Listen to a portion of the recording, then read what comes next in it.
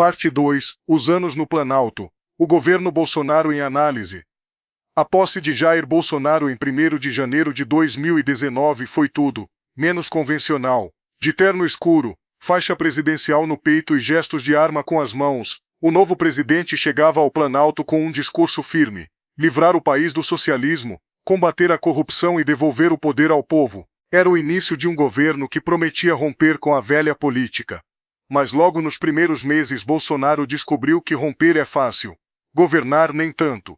Com um ministério recheado de militares, técnicos e figuras ideológicas, como o filósofo Olavo de Carvalho influenciando diretamente parte da equipe, Bolsonaro apostou em um estilo de governo centralizado, combativo e avesso ao que chamava de sistema. Na economia, nomeou Paulo Guedes como superministro da área, com a promessa de liberalizar o país, privatizações, reformas e corte de gastos. A reforma da Previdência foi aprovada ainda em 2019, um marco relevante. Mas outras pautas empacaram no Congresso.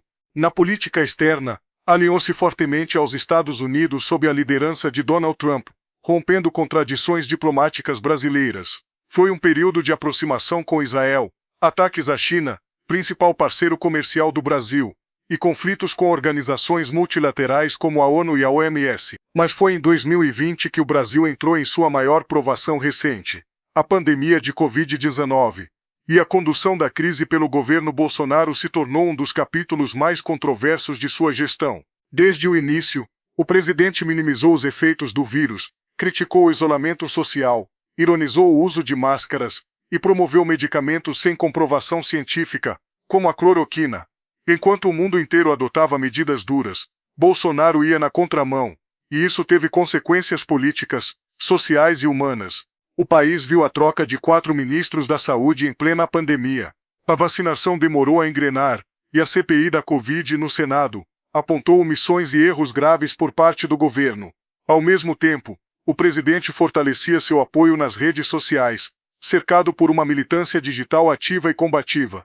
Bolsonaro também travou uma batalha constante com o Supremo Tribunal Federal.